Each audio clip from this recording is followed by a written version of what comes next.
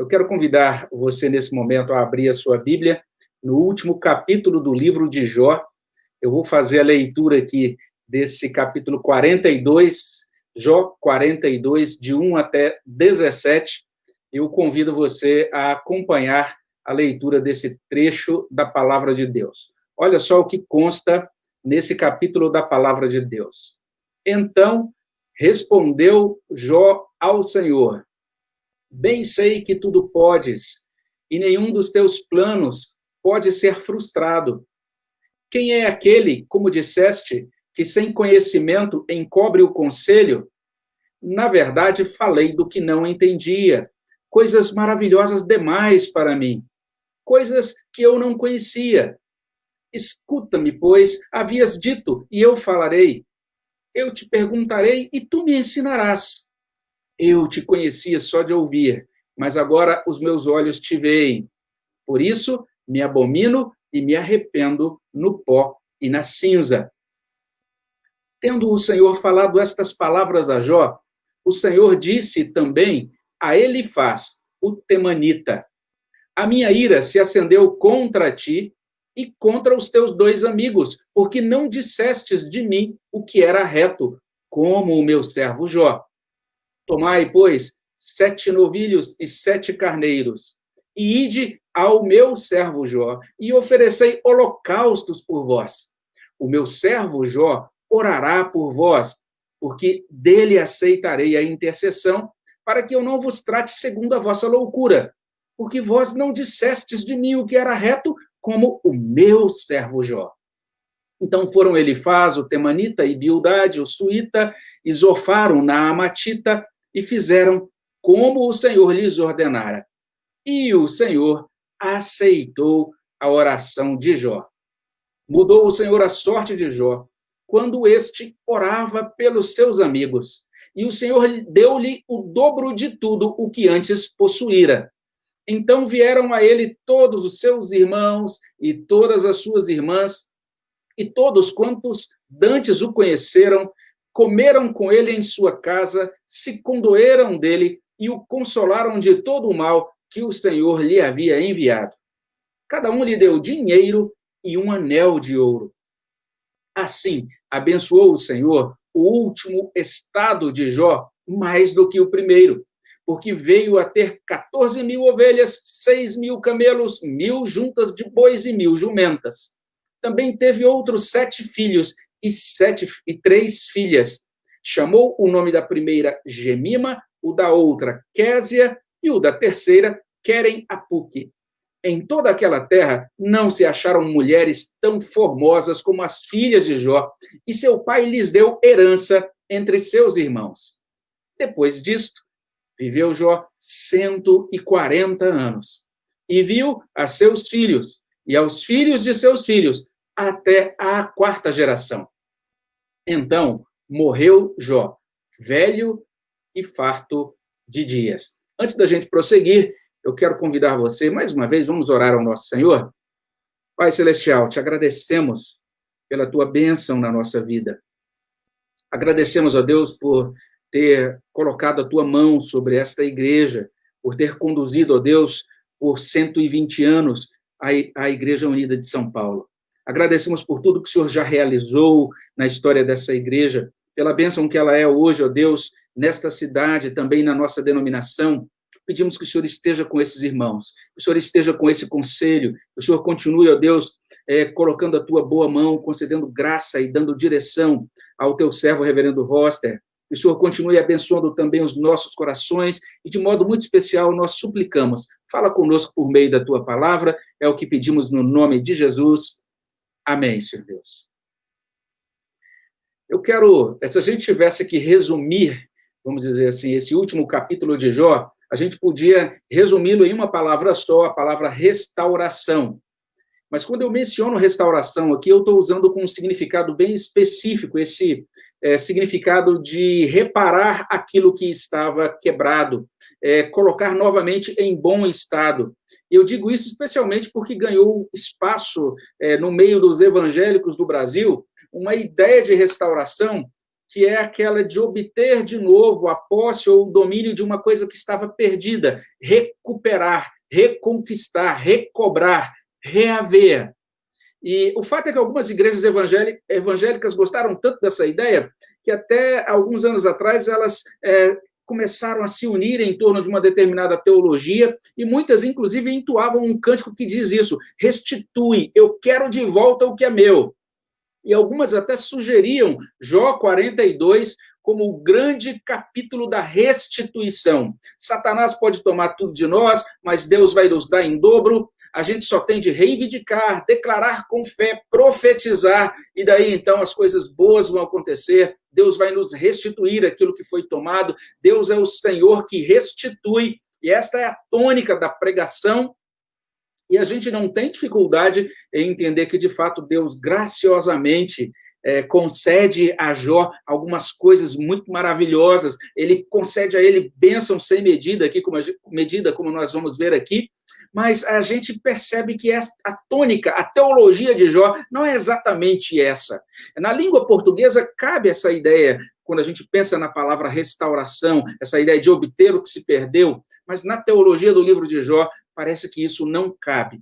Aqui em Jó 42, todo tipo de restauração que encontramos aqui decorre da graça de Deus, não decorre das obras do homem.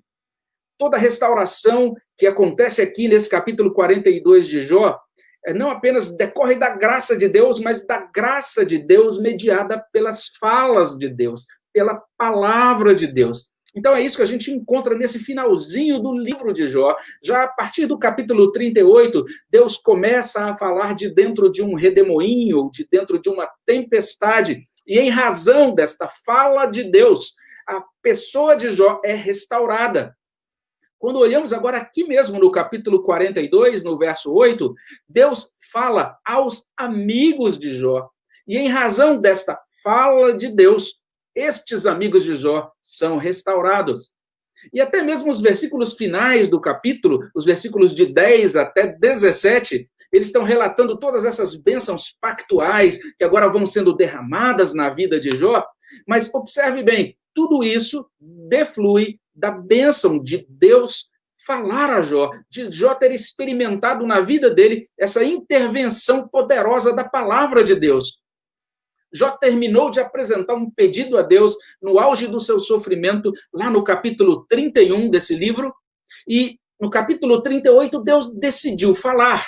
E assim como ocorreu lá no início, quando Deus criou todas as coisas, e até mesmo depois da queda em Gênesis 1 até o final do capítulo 3, quando Deus fala, Deus cria. Quando Deus fala, Deus organiza. Quando Deus fala, Deus restaura as coisas.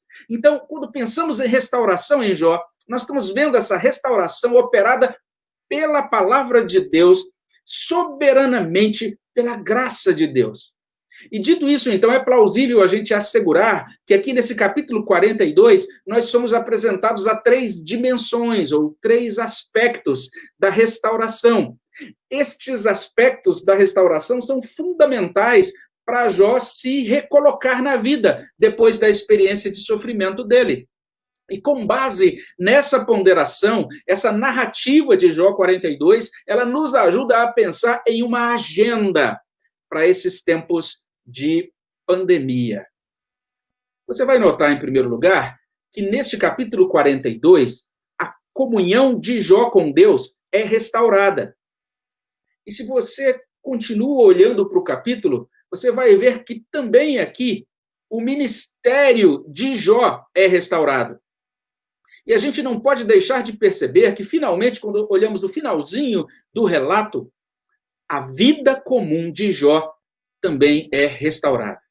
Como é que isso se dá? Em primeiro lugar, vamos perceber isso, que a comunhão de Jó com Deus foi restaurada. E aqui cabe esse esclarecimento, porque existe um sentido em que a comunhão de Jó com Deus nunca foi quebrada em todo esse livro, porque Deus esteve com Jó, Deus acompanhou Jó em toda a jornada de sofrimento dele, neste relato de todo esse livro, mas existe um outro sentido em que, como o próprio Jó reporta, lá no capítulo 30, de 19 a 21, Parecia que Deus o lançara na lama, não estava mais presente na vida dele. Parecia que Deus não respondia mais às orações dele e era contrário a ele. E quando nós olhamos para esta fala de Deus nos capítulos anteriores, a partir do capítulo 38, Deus literalmente está dando uma puxada de orelha em Jó, esclarecendo que Jó não estava apto a questionar o governo, nem a questionar a justiça de Deus. Quando olhamos agora aqui para esses versos 1 a 6, Jó está respondendo, então, aos discursos de Deus.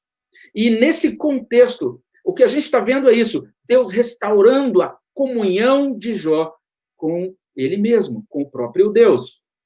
Jó está respondendo à palavra de Deus, em primeiro lugar, reconhecendo que Deus é onipotente, Deus é aquele que governa muito bem, no verso 2. Ele diz, bem sei que tudo podes, nenhum dos teus planos pode ser frustrado. No início do verso 3, Jó cita a própria fala de Deus, lá em 38:2, quando o Senhor afirmou que ele, Jó, estava tentando encobrir o conselho divino. Verso 3, quem é aquele, como disseste, que sem conhecimento encobre o conselho? E no finalzinho deste mesmo verso 3, Jó admite que pensava que sabia muitas coisas acerca de Deus e da vida, mas ele não sabia tanto assim. Ele vai admitir, na verdade, falei do que não entendia, coisas maravilhosas demais para mim, coisas que eu não conhecia. No verso 4, Jó cita a fala de Deus novamente, agora lá de 38:3 e 47. Escuta-me, pois havia dito, e eu falarei. Eu te perguntarei, e tu me ensinarás. Observe bem que o modo como isso está expressado, o próprio Deus chegando para Jó, dizendo, eu vou te perguntar, Jó, e você vai me ensinar. Será que Jó era capaz de ensinar a Deus? A ficha cai. Jó percebe que ele pensava que conhecia Deus, mas ele ainda não conhecia como devia. Verso 5. Eu te conhecia só de ouvir, mas agora os meus olhos te veem. E de acordo com um intérprete contemporâneo, Jó agora menospreza o seu conhecimento anterior de Deus, do qual ele se gabava nos discursos anteriores, depois você pode conferir lá em Jó capítulo 12 ou Jó capítulo 13. Jó olha para esse conhecimento anterior e agora ele percebe que este conhecimento parece ser a ele aquele conhecimento que alguém obtém por ouvir dizer. Ou seja, é um conhecimento ainda que deixa a desejar. Mas agora, o conhecimento de Deus é o da visão, ou seja, o conhecimento imediato, o conhecimento pleno. Agora os meus olhos te veem. E é interessante isso, que quando o Jó expressa estas coisas, ele não está falando de uma visão literal de Deus, inclusive quando Deus fala com ele, Deus está oculto dentro do redemoinho, como ele faz em outras teofanias, mas ele está falando desse fato apresentado pela Escritura de que Deus abre os nossos olhos, né? Ele, assim como ele fez lá com Paulo, quando ele fez com que Paulo conhecesse, tivesse o conhecimento do Evangelho, e ele leva Paulo para que alguém ore por ele, para que as escamas caiam dos olhos de Paulo. Deus abre os nossos olhos quando nós ouvimos a palavra de Deus. Pela palavra de Deus, Deus nos alcança com sua graça e nos concede esta experiência de poder dizer, eu te conhecia só de ouvir, mas agora os meus olhos te veem. E quando Jó chega nesse ponto, ele se abomina, ele se arrepende, verso 6, por isso me abomino, me arrependo no pó e na cinza. Ele não está concordando aqui com aquela crítica dos amigos dele lá atrás, de que os sofrimentos dele decorriam de algum pecado específico, mas como afirma um servo de Deus, as queixas de Jó contra Deus derivam da sua ignorância de Deus. Ele se arrepende disso, dessa ignorância, desse conhecimento tão limitado, e mesmo sendo tão limitado, apresentando algumas queixas como ele apresentou. A resposta às perguntas de Jó não estão aqui sendo respondidas nesta fala de Deus e naquilo que se segue. O que a gente está percebendo aqui é uma espécie de novo relacionamento de Jó com o Senhor. Ele está sendo revitalizado espiritualmente, ele está sendo visitado pela graça de Deus. Então, nós temos aqui Jó impactado pela palavra de Deus, que está revelando a majestade de Deus. Esta revelação o faz se enxergar diferente. Esta revelação de Deus, essa palavra de Deus que o alcança, o conduz ao arrependimento. De certo modo, Jó está ilustrando aquela primeira tese de Lutero, foi afixada lá na porta da capela de Wittenberg. Lutero escreveu assim: dizendo o nosso Senhor e Mestre Jesus Cristo, arrependei-vos, certamente quer que toda a vida dos crentes na terra seja de contínuo arrependimento. Então agora a comunhão de Jó com Deus está restaurada, ele começa a ser colado de novo por dentro, ele começa a ser curado, revitalizado na alma dele. Um pregador do século XIX, Horatius Bonar, resumiu esta experiência em um verso belíssimo, lá do hino 250. Ouvi o Salvador dizer: vem descansar em mim e confiante receber conforto e paz sem fim. Fui a Jesus e lhe entreguei o meu triste coração. Abrigo e paz eu nele achei consolação. Aleluia! Jó recebeu consolação. E nessa esteira da restauração, da comunhão dele com Deus, a gente pode notar também, em segundo lugar, que o ministério de Jó foi restaurado. No verso 7 a gente verifica isso. Deus se dirige a Elifaz, o temanita. E o que Deus diz a Elifaz basicamente é isso. Os amigos de Jó precisam ser ministrados. E eles precisam ser ministrados pelo próprio Jó. Ou seja, Deus, a partir desse ponto, confirma Jó no ministério, no serviço da palavra. Deus vai dizer que aquilo que Jó ensinou é reto. Você pode conferir isso aí nos versos 7 e 8. Não dissesses de mim o que era reto como o meu servo Jó. Vós não dissesses de mim o que era reto como o meu servo Jó. Deus está confirmando aquilo que Jó ensinou é reto, ou como diz outra tradução, é certo. Deus também está confirmando Jó no serviço do culto, porque Jó oferecerá holocaustos, Jó orará, ele fará intercessão por aqueles amigos. E Jó agora é 4 vezes descrito como meu servo Jó. Uma vez no verso 7, 3 vezes no verso 8. Ele é meu, ele pertence ao Senhor, ele é do Senhor. Ele é meu servo. Meu servo é o modo como Deus descreve Jó antes do sofrimento, lá em 1:8 ou 2:3. Para Satanás, Jó era um interesseiro. Para os amigos de Jó, ele não passava de um pecador que não queria dar o braço a torcer. Mas para Deus, Jó é meu servo. Isso é muito precioso. Deus restaurando o serviço de Jó. Vale a pena depois você dar uma lida lá no capítulo 30, e você pode observar Jó no capítulo 30 deste livro. Ali ele estava ferido pelos homens, ele era motivo de zombaria, ele era abominado, cuspido, empurrado, um trapo humano, uma coisa, um nada, aparentemente abandonado por Deus. E depois a gente olha para Jó aqui no capítulo 42, restaurado ao serviço, representante do Deus Todo-Poderoso nessa terra. Ministro, porque a palavra ministro significa servo. Então, meu servo, meu ministro, conhecido como servo de Deus, Jó, fiel segundo a doutrina, conduzindo as coisas do culto a Deus, intercedendo em favor dos pecadores, Deus aceitando as orações dele. A gente olha para esse livro e percebe o quanto Jó sofreu, o quanto ele foi moído. Lá em 2 Coríntios 4:7, Paulo diz que os crentes guardam o tesouro do evangelho como vasos de barro. Jó literalmente foi quebrado pelo sofrimento. Às vezes Deus tem de quebrar o vaso. Às vezes Deus tem de quebrar para refazer. E só então esse vaso vai estar pronto, verdadeiramente adequado para embalar o tesouro do evangelho. Não é à toa que a gente canta: eu quero ser, Senhor amado, como um vaso nas mãos do oleiro. Quebra a minha vida, faze-a de novo. Eu quero ser um vaso novo. Então, agora, Jó é vaso novo, transbordante da graça do evangelho. Jó voltou a servir a Deus segundo o chamado de Deus, segundo a orientação do próprio Deus. Isso nos conduz ao último ensino, porque, em terceiro lugar, a vida comum de Jó foi restaurada. É isso que consta a partir do verso 10. Mudou o Senhor a sorte de Jó quando este orava por seus amigos. E o Senhor deu-lhe o dobro de tudo o que antes possuíra.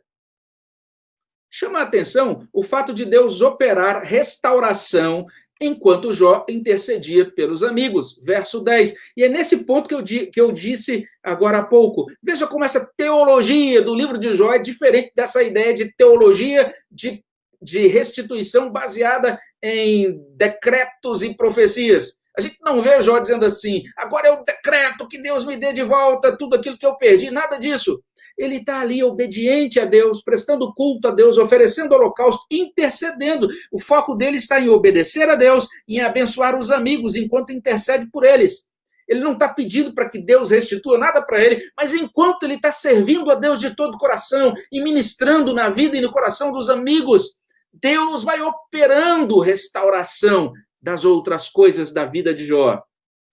E a partir desse ponto, numa sequência bem rápida, a gente vai ter esse relato da restauração social dele no verso 11. Então vieram a ele todos os seus irmãos, todas as irmãs, todos quantos dantes o conheceram, comeram com ele em sua casa, se condoeram dele e o consolaram de todo o mal que o Senhor lhe havia enviado.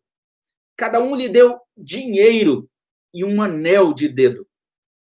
É interessante quando a gente percebe, então, todo esse retorno de Jó, aquele homem que antes estava totalmente deixado de lado, desprezado, estava assentado em um monturo de cinzas, provavelmente no depósito de lixo fora da cidade, ele retorna ao convívio social, Deus está restituindo Jó, está restaurando a vida comum dele. E em seguida, nós temos a restauração do patrimônio dele, verso 12. Assim, abençoou o Senhor o último estado de Jó mais do que o primeiro, porque veio a ter 14.000 ovelhas, 6.000 camelos, 1.000 juntas de bois e 1.000 jumentas. Além disso, Deus concedeu a ele outros filhos e filhas. E vale a pena a gente mencionar isso. Ele concedeu a Jó esses filhos e filhas com a mesma esposa mencionada no início do livro. Então, normalmente, se você até agora estava lendo o livro de Jó e via a esposa dele lá dizendo amaldiçoa a Deus e morre, e dizia, puxa, essa esposa de Deus não, é uma mulher que realmente está atrapalhando a vida dele, essa mulher acompanhou Jó durante todo o período do seu sofrimento, do seu isolamento social, ela esteve com ele em todos os momentos mais duros e difíceis. E agora, a mesma esposa está dando a ele agora outros filhos e outras filhas. Daí a gente tem, no verso 13 em diante, teve outros 7 filhos, 3 filhas, chamou o nome da primeira Gemima, o da outra Késia, o da terceira Queren-Apuque. Em toda aquela terra não se acharam mulheres tão formosas como as filhas de Jó, e seu pai lhes deu herança entre seus irmãos. Até os nomes que são dados a elas têm a ver com beleza, com graça, né? Um dos nomes tem a ver, por exemplo, com o perfume, o cheiro de canela. O outro tem a ver, inclusive, com cosméticos que as mulheres usavam para pintar os olhos. Então, tudo isso indicando a formosura dessas filhas, a bênção que Deus deu a esse homem, agora dele ter outros filhos e outras filhas. E não apenas filhos e filhas, mas o verso 16 vai falar também sobre netos, bisnetos. Depois disto, viveu Jó 140 anos e viu a seus filhos e aos filhos de seus filhos até a 4ª geração. E termina o livro com esse epitáfio bendito no verso 17. Então morreu Jó, velho e farto de dias. Em suma, Jó recebeu de Deus inúmeras bênçãos pactuais sobre a vida comum. Aquelas promessas que a gente encontra, inclusive, na Escritura, desse Deus presente na nossa vida, no nosso cotidiano, atendendo às necessidades materiais. Jó recebeu essa bênção de uma família fértil, de uma família numerosa, ele recebeu a bênção de longevidade. São todas bênçãos pactuais, bênçãos da aliança. E como Abraão, ele foi sepultado velho e farto de dias. A gente lê sobre Abraão, que Abraão foi sepultado em ditosa velhice. A gente percebe esse relato acerca dos patriarcas, homens que andaram com Deus nessa vida, que foram abençoados com as bênçãos da aliança e que morrem em ditosa velhice. A vida comum de Jó foi restaurada. E se a gente chegou aqui, a gente já pode prosseguir aqui para concluir. Olhando para Jó 42, de 1 a 17, a gente vai aprendendo que a comunhão dele com Deus foi restaurada. O ministério dele foi restaurado, o serviço dele ao Senhor. E, por fim, a vida comum dele foi restaurada. Estas três dimensões, esses três aspectos da restauração de Deus, foram muito importantes para Jó se recolocar na vida, depois da experiência que ele teve, uma experiência tão profunda, terrível, dolorosa, a experiência de sofrimento. Pare um pouquinho. Preste atenção. Esse texto está diante de nós em tempos de angústia por conta da pandemia do novo coronavírus. Esse texto está abrindo espaço para a gente pensar juntos em uma agenda para os dias de hoje.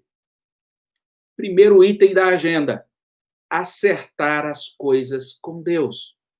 Acertar comunhão com Deus. Suplicar a Deus que fale conosco. Suplicar a Deus que nos conceda visão de sua majestade e graça por meio da sua palavra. Que esta palavra abra espaço em nós. Que a boa semente do evangelho desenvolva raiz, flor, fruto no nosso coração. Que busquemos agora mesmo por salvação. Que olhemos para Jesus, esse servo perfeito de Deus, como consta em Isaías 53, 11. Que voltemos a ele, que retornemos para ele, para o discipulado dele. Que creiamos somente nele para redimir a nossa alma aflita. Que a nossa comunhão com Deus seja restaurada. E que a IP Unida possa continuar a sua caminhada histórica, sendo esse agente do evangelho, para que vidas possam ter comunhão com Deus estabelecida por meio de Cristo no poder do Espírito Santo. Mas essa agenda tem um segundo item. O segundo item é começar a fazer algo para Deus. Nós temos que acertar a nossa comunhão com Deus e temos que fazer algo para Ele. Dedicar a Ele o coração. Separar para Deus o nosso tempo, os nossos dons, os nossos recursos. Prestar a Deus o serviço do culto. Prestar a Deus o serviço da vida. Voltar a trabalhar para o reino dele, na igreja dele. Voltar a servi-lo neste mundo. Ou começar a fazer isso, se você ainda não tinha feito antes. Deixar para trás as mágoas, aquelas coisas que desgastaram lá atrás. Deixar para trás os senões. Deixar para trás as desculpas. Voltar a fazer algo para Deus nesse mundo agora mesmo, em plena pandemia e depois da pandemia. Servir enquanto é tempo. Que o nosso serviço a Deus possa ser restaurado pela graça dele e pelo poder dele agindo na nossa vida. Essa agenda, então, nos convoca. Ela tem como primeiro item: vamos acertar nossa comunhão com Deus, vamos acertar o nosso serviço a Deus, vamos voltar a servi-lo. Mas, em terceiro lugar, vamos depender da bênção de Deus para a nossa vida comum. Se há uma coisa que esta pandemia está nos ensinando, é que a vida comum é dádiva de Deus. Alguns estão sentindo falta disso agora de maneira bastante acentuada. Falta daquelas coisas pequenas, como, por exemplo, passear com a pessoa amada em um shopping, visitar parentes, tomar café com irmãos na fé, comer um churrasco com amigos, abraçar os netos, brincar com os bisnetos, ir e voltar para o trabalho, obter o sustento cotidiano, acordar, respirar. Toda boa dádiva, todo dom perfeito são lá do alto, descendo do Pai das luzes, em quem não pode haver variação ou sombra de mudança. É o que diz Tiago 1,17.